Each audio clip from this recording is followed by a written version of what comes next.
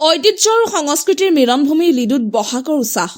জুবিন গাৰ্গৰ নামত উৎসৰ্গা ৬১ সংখ্যক কেন্দ্ৰীয় ৰঙালী বিহুৰ মঞ্চ। বসন্তৰ আগমনে ধৰিত্ৰীক সজাই তোলাৰ লগে লগে এতিয়া ৰাজ্যৰ চুকে কোণে বিহুৰ ব্যাপক উৎসাহ। ব্যতিক্ৰম নহয় ঐতিহাসিক এছিয়াৰ ক্ষুদ্ৰ উদ্যোগ চহৰ লিডু। লিডু কেন্দ্ৰীয় ৰংগমঞ্চৰ বাকৰিত এতিয়া বিৰাজ কৰিছে এক উৎসৱমুখৰ পৰিৱেশে। ২১ আৰু ২২ বহাগ অৰ্থাৎ ৫ আৰু ৬ মেত অতি জাকজমকতাৰে আয়োজন কৰা হৈছে ৬১ সংখ্যক লিডু কেন্দ্ৰীয় ৰঙালী বিহু উৎসৱ। ১৯৪৮ চকৰ এই বহাগী উৎসৱক লৈ এতিয়া লিডুত বিৰাজ কৰিছে এক অপূৰ্ব উলহ মালহ পৰিৱেশ। দুদিনীয়া বৰ্ণাঢ্য কাৰ্যসূচীৰে উদযাপিত এই মহোৎসৱৰ আজি প্ৰথম দিনা পুৱা পতাকা উত্তোলন আৰু স্মৃতি তৰ্পণৰ লগতে এক বিশেষ কাৰ্যসূচী ৰূপায়ণ কৰা হয়। এইবাৰৰ বিহু মঞ্চখনি জনপ্ৰিয় শিল্পী ঈশ্বৰ পুত্ৰ জুবিন গাৰ্গৰ নামত উৎসৰ্গা কৰা হৈছে।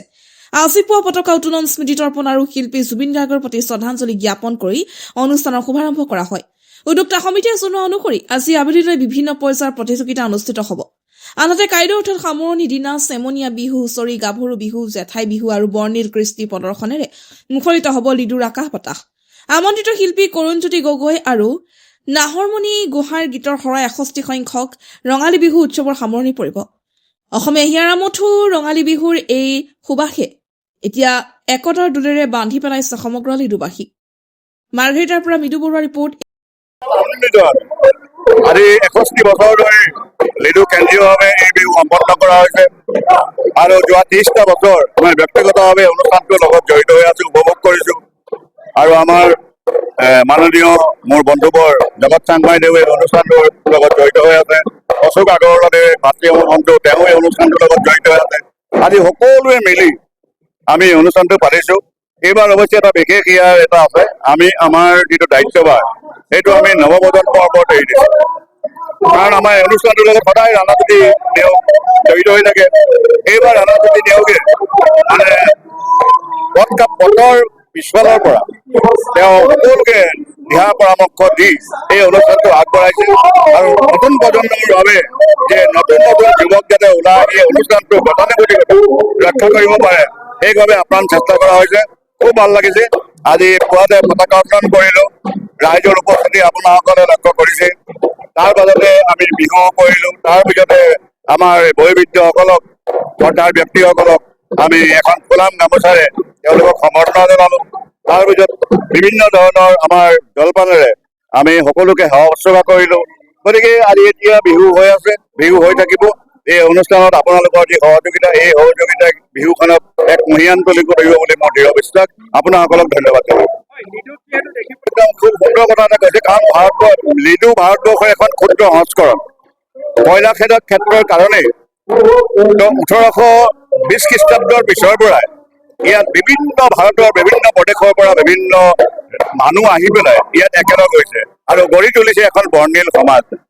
আমি আচলতে লিডুক আমি সকলোবিলাককে আমি নামেহে জানো, তেওঁলোকৰ টাইটেলবিলাক আমি নাজানো। গতিকে আপুনি বুজিব পাৰে যে আমাৰ কোনোবা অসমীয়া বিহুটোৰ এজন সম্পাদক হ'ল কোনোবা নেপালী সম্প্ৰদায়ৰ বা কোনোবা এজন বাঙালী সম্প্ৰদায়ৰ, বা আমি এখন দুৰ্গা পূজা যেতিয়া পাতো তাৰ যিজন সম্পাদক সেই সম্পাদক কোনোবা অসমীয়া সম্পাদক, গণেশ পূজা যেতিয়া পাতো তেলেগু সম্প্ৰদায়ৰ তাৰ কোনোবা এজন সম্পাদক নেপালী সম্প্ৰদায়ৰ। গতিকে ইয়াত আমি আচলতে জাতি কথাটো আমি নাভাবোৱেই, কাৰো মনলৈ বোধহয় এই কথাটো অহা নাই। মই ভাৰতবৰ্ষৰ বিভিন্ন ৰাজ্যত মই গৈছো, চাকৰি ক্ষেত্ৰতো ১৫ বছৰ মই ভাৰতবৰ্ষৰ বিভিন্ন ৰাজ্যত এই অনুষ্ঠানবিলাকৰ লগত জড়িত হৈ আছো, বিভিন্ন অনুষ্ঠানত। কিন্তু ইয়াৰ নিচিনা মই ভাৰতৰ ক'তোৱেই দেখা নাই। আমি ইয়াত অকল এজন ব্যক্তিক কেৱল নামেৰে চিনি পাওঁ, তেওঁ কি জাতি কিনো কথা আমি নাজানো। আৰু সকলোৱে একেলগে হাঁহে হৃদয়ৰ ভাষাৰে, সকলোৱে একেলগে দুখত দুখী হৈ কান্দে, আৰু সেয়ে বোধহয় লিডুৰ ঐতিহ্য। ধন্যবাদ। আমাৰ লিডু কেন্দ্ৰীয় যি ৰঙালী বিহু উৎসৱ ৬১তম, অৰ্থাৎ আজিৰ পৰা ৬১ বছৰ আগৰ আমি ইয়াত সন্ধালনি গৈ ৰঙালী বিহু উৎসৱ উদযাপন কৰি আহিছোঁ। আটাইতকৈ আমাৰ বাবে এক স্মৰণীয় কথা যে এই বছৰটোৱে হ'ল জুবিনবিহীন প্ৰথমটো ৰঙালী বিহু। গতিকে আজি এই অনুষ্ঠানত আমি লিডুৰ সমূহ জাতি বৰ্ণ নিৰ্বিশেষে একত্ৰিত হৈ যি ৰঙালী বিহু উৎসৱ পাতিছোঁ, এই উৎসৱতে আমি পতাকা উত্তোলন, শ্বহীদ স্মৰণ ইত্যাদিৰ লগতে আমি অতি আন্তৰিকতা আমি আমাৰ অসমৰ বুকুৰ আপোন হাৰ্টথ্ৰব জুবিন গাৰ্গক স্মৰণ কৰিছোঁ। আৰু তেখেতৰ স্মৰণত আজি আমি এক বিশেষ অনুষ্ঠান আৰম্ভণিতে ইয়াত উদযাপন কৰিলোঁ। তাৰ বাবে আমি এই স্থলীৰ পৰাই আমি শ্ৰদ্ধেয় তথা আমাৰ মাজত বৰ্তমান অনুপস্থিত জুবিন গাৰ্গলৈ আমি শ্ৰদ্ধাঞ্জলি নিবেদন বিহুত আহি অথবা যিকোনো কালচাৰত আহি মোক ইমান উৎসাহিত হয় যে মই কতে থাকোঁ মানে মন নকৰে যে থাকিবৰ কাৰণে, তাৰ কাৰণে আগুৱাই আহোঁ যে নহয় আমাৰ আজি বিহু আছে আৰু মই এই অসমত থকাৰ কাৰণে মোৰ এনেকুৱা লাগে যে মই বেলেগত জেগাত নাই, মই জন্ম ঘৰত চব মোৰ ইয়াতে, তাৰ কাৰণে মোৰ মন কৰে যে মই এই বিহুৰ লগত এই শামুকজানৰ লগত এনেকুৱা জড়িত হৈ আছোঁ যে কোনোবা জেগাত থাকিলেও এৰি যাব নোৱাৰোঁ। সেইকাৰণে এইবাৰ যেনেকুৱা বাহিৰত থাকিছিলোঁ তেতিয়াও কালি মন গ'ল যে নহয় আজি আহিবই লাগিব। সেইবোৰ টাইমত দেৰি হ'ল, তেনেহ'লে ৰঞ্জিত দত্ত ছাৰে মোক ফোন কৰি ক'লে যে তুমি এতিয়ালৈকে আহি পোৱা নাই। তেনেহ'লে ছাৰ মই যিমান সোনকালে পাৰিম আহি উপস্থিত হ'ম আৰু সকলো বস্তুত সহযোগ কৰিম।